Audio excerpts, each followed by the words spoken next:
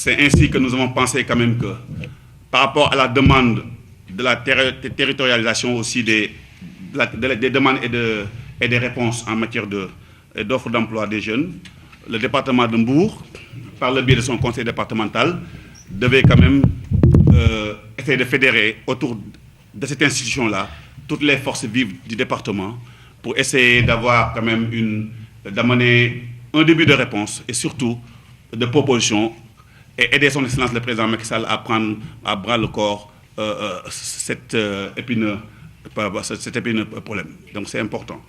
Donc c'est pour ça que nous avons pensé qu'il va falloir qu'on organise cette réunion-là et qu'on partage avec vous une plateforme.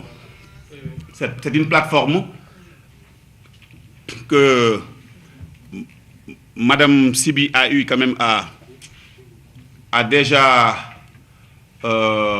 exploité et testé au niveau de Joal pour avoir quand même une certaine idée des problèmes des jeunes dans cette localité-là. Et nous avons pensé que cet outil-là devait aussi être partagé, mérite d'être partagé par tout le département. Et que toutes les communes devaient quand même avoir cette chance de pouvoir bénéficier de cette plateforme-là, qui nous servira de base de travail pour pouvoir sortir des réponses concrètes à l'emploi des jeunes. Effectivement, ce sont des jeunes qui sont en train de m'accompagner à Joal. Et quand j'ai vu, et par rapport à la demande et ce que le président veut, nous nous sommes dit qu'on écoute les jeunes. Nous avons 16 communes. Nous devons avoir des volontaires pour qu'il y ait rapidement une remontée d'informations. C'est-à-dire, ces bénévoles-là, il faudrait qu'on les équipe en tablette ou ordinateur. Ils vont nous présenter leur plateforme. Une fois que ces jeunes iront dans les communes, c'est pour cela que nous avons associé les maires, les honorables, mais également tous les responsables politiques qui connaissent les jeunes dans leur localité. Et même, nous allons utiliser également les autorités religieuses, qu'à travers les mosquées, qu'à travers les églises, que l'information passe. Ils nous diront les délais dans lesquels nous souhaiterions travailler avec, en l'espace de 2 semaines, que nous puissions avoir la totalité, au moins, des remontées d'informations. Ils nous diront le nombre de jeunes, de bénévoles dont ils auront besoin par commune. Parce que les communes n'ont pas les mêmes tailles, n'ont pas les mêmes disparités. Nous avons des communes composées de beaucoup de villages. Quand on prend la commune de Mbour, elle est différente de la commune de Sali ou la commune de Somone et de Sessène. Donc, en fonction des tailles des communes, nous allons vous demander de mettre à disposition, sans parti pris, mais que ce soit des bénévoles, des jeunes qui soient prêts et qui soient capables de manipuler au moins un ordinateur, peut-être pas un ordinateur, mais un iPad ou un téléphone portable. Et les questions vont être données par la plateforme. Ils vont répondre à ces questions et c'est cet ensemble-là qui sera synthétisé. Et d'ici 2 semaines, maximum 3 semaines avant que le conseil présidentiel, qu'on puisse dire au président, nous avons tant de jeunes qui n'ont pas été à l'école, mais qui veulent travailler dans tel secteur, ou bien nous avons tant de jeunes de diplômés qui chôment, nous avons tant de jeunes qui n'ont pas terminé leur formation et qui veulent avoir une entreprise et autres et autres.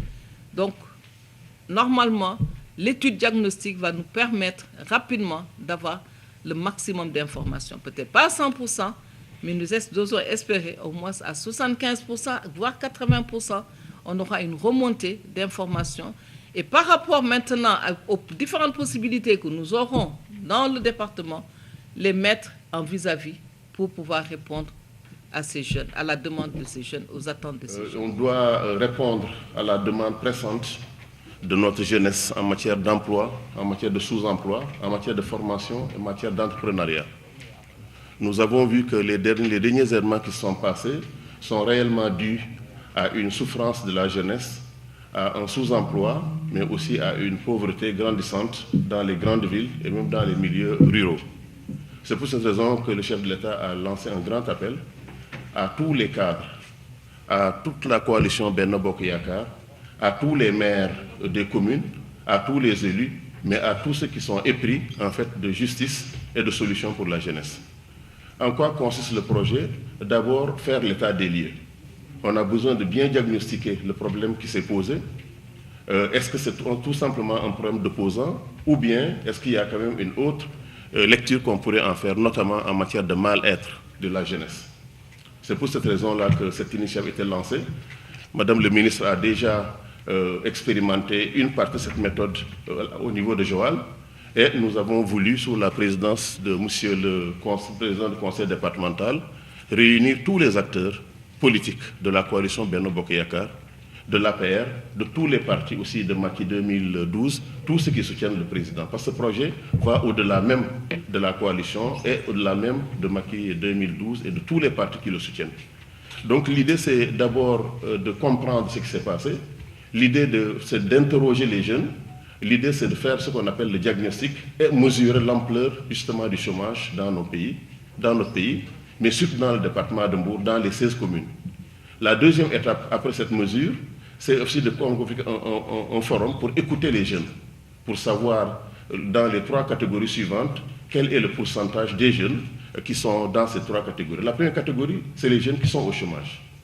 Les gens donc chômage, ça veut dire que vous avez un emploi, vous avez une formation, un diplôme, mais vous ne trouvez pas d'emploi. Ça, c'est le premier cas. Combien sont-ils? Combien vont-ils être à la fin de l'année? Deuxième catégorie de jeunes, c'est des jeunes qui n'ont pas de formation, mais qui n'ont pas aussi d'emploi. Qu'est-ce qu'il faut-il faire de ces jeunes-là? Et la troisième catégorie, c'est des jeunes qui sont en fait porteurs d'un projet de formation, parce qu'ils veulent être entrepreneurs. Donc il faut qu'on réponde à cela, et sur cette base maintenant, nous aurons carrément une base de données que nous pourrons maintenant transmettre à l'État central, au président de la République, pour dire que dans la commune de Mbour, on a 200 000 jeunes qui sont dans cette catégorie, 100 autres 1000 jeunes qui sont dans la deuxième, ainsi de suite. Et sur cette base-là, les 350 milliards que le chef de l'État a annoncés, alors pourront être effectivement répartis de façon efficace. Parce qu'il faut reconnaître également que tout ce qu'on a fait est bien, mais on devrait l'améliorer. L'ADER est là, l'ANPEJ est là, mais on voit que le problème de l'emploi est beaucoup plus important que ça. L'autre dimension politique, c'est le conseil présidentiel. Le chef de l'État va convoquer un conseil présidentiel dans les prochains jours, je crois, Madame Issa, le 10 avril.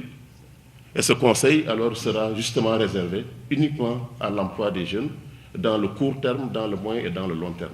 Voilà juste, Monsieur le Président, quelques précisions que je voulais apporter. Je suis sûr que Madame le ministre va pouvoir aussi apporter des précisions. Merci beaucoup.